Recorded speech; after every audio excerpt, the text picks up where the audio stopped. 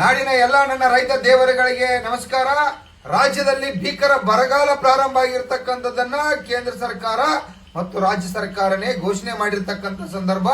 ಈಗಾಗಲೇ ಸಾವಿರಾರು ಕೋಟಿ ರೂಪಾಯಿಯನ್ನ ಬಂಡವಾಳನ ಹಾಕಿ ನನ್ನ ನಾಡಿನ ರೈತ ದೇವರುಗಳು ಭೂಮಿ ಒಳಗೆ ಬೀಜ ಹಾಕಿರ್ತಕ್ಕಂಥ ಸಂದರ್ಭ.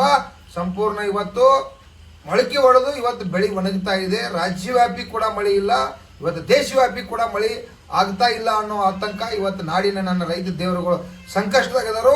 ರಾಜ್ಯದಲ್ಲಿ ಇರ್ತಕ್ಕಂಥ ಎಲ್ಲಾ ಡ್ಯಾಮ್ಗಳು, ಕಾವೇರಿ ಇರಲಿ, ತುಂಗಭದ್ರಾ ಇರಲಿ, ಕೃಷ್ಣ ಇರಲಿ, ಇವತ್ತು ಘಟಪ್ರಭಾ ಇರಲಿ, ಇವತ್ತು ಎಲ್ಲಾ ಡ್ಯಾಮ್ಗಳು ಕೂಡ ಸಂಪೂರ್ಣ ಖಾಲಿಯಾಗಿ ಕುಡಿಲಿಕ್ಕೆ ಕೂಡ ನೀರ ತೊಂದರೆಯನ್ನು ಅನುಭವಿಸ್ತಕ್ಕಂಥ ಸಂಕಷ್ಟದಾಗ ಇವತ್ತೈತಿ. ಮಳೆಗಾಲ ಒಂದು ತಿಂಗಳ ಸಂಪೂರ್ಣವಾಗಿ ಮುಂದೆ ಹೋಗ್ತಕ್ಕಂಥ ಸಂದರ್ಭ ಆಯ್ತು.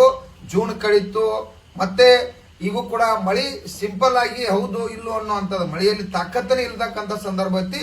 ನಾಡಿನ ರೈತ ದೇವರುಗಳೆಲ್ಲ ಬಹಳಷ್ಟು ಸಾಲ ಮಾಡಿ ಬಹಳಷ್ಟು ಸಂಕಷ್ಟ ಅನುಭವಿಸಿ ಮುಂದೇನೋ ನಮಗ 4 ರೂಪಾಯಿ ಬರ್ತೈತಿ, ನಮ್ಮ ಕುಟುಂಬ ಬದುಕ್ತೈತಿ, ನಾಡಿಗೆ ಅನ್ನ ಆಗ್ತೈತಿ ಅನ್ನುವಂತ ಚಿಂತನೆ ಇಟ್ಕೊಂಡು ನಾವೆಲ್ಲ ಬಿತ್ತನೆ ಮಾಡಿರ್ತಕ್ಕಂಥ ಸಂದರ್ಭ. ರಾಜ್ಯದ ರೈತ ದೇವರುಗಳು ಆತಂಕದಾಗಿದ್ದಾರು. ಈಗಾಗಲೇ ಸಾಕಷ್ಟು ರಾಜ್ಯವ್ಯಾಪಿ ಆತ್ಮಹತ್ಯೆಗಳಾಗತ್ತಾವು.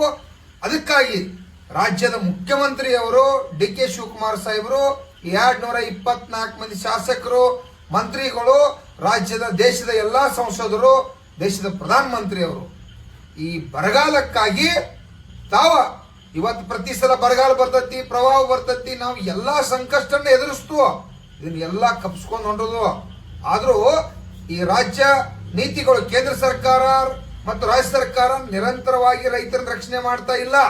ಅದಕ್ಕಾಗಿ ರಾಜ್ಯ ಸರ್ಕಾರ, ಕೇಂದ್ರ ಸರ್ಕಾರ ಒಂದು ರೈತ ಪ್ರಾಧಿಕಾರವನ್ನ ಮಾಡಬೇಕು. ರೈತರಿಗೆ ಪರಿಹಾರ ನಿಧಿಯಾಗಿ 50,000 ಕೋಟಿ ರೂಪಾಯಿ ಹಣ ತೆಗೆದಿಡಬೇಕು. ರೈತ ಯಾವಾಗ ಸಂಕಷ್ಟದಾಗ ಬರ್ತಾನೋ, ರೈತರು ಯಾವಾಗ ಪ್ರವಾಹ, ಅತಿವೃಷ್ಟಿ, ಅನಾವೃಷ್ಟಿ ಒಳಗಾಗ್ತಾನೋ, ಆತ್ಮಹತ್ಯೆ ಮಾಡ್ಕೋತಾನೋ, ಸಂಕಷ್ಟದಾಗಿರ್ತಾನೋ, ಅವಾಗ ನೆರವಾಗಲಿಕ್ಕೆ ರಾಜ್ಯ ಸರ್ಕಾರ, ಕೇಂದ್ರ ಸರ್ಕಾರ ಪ್ರಾಧಿಕಾರ ಮಾಡಿ ಹಣ ಇಟ್ಟಿದ್ದಪ್ಪ ಅಂತಂದ್ರೆ ತಕ್ಷಣ ಉಪಯೋಗ ಆಗ್ತೈತೆ.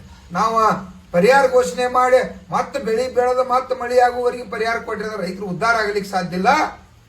ಜಾನುವಾರುಗಳಿಗೆ ಸಮಸ್ಯೆ ಐತಿ. ಈ ಸಲ ಜಾನುವಾರುಗಳನ್ನ ಮೇವಿನ ರಕ್ಷಣೆ ಮಾಡ್ತಕ್ಕಂಥದ್ದು ಮಾಡ್ಬೇಕಾಗೈತಿ.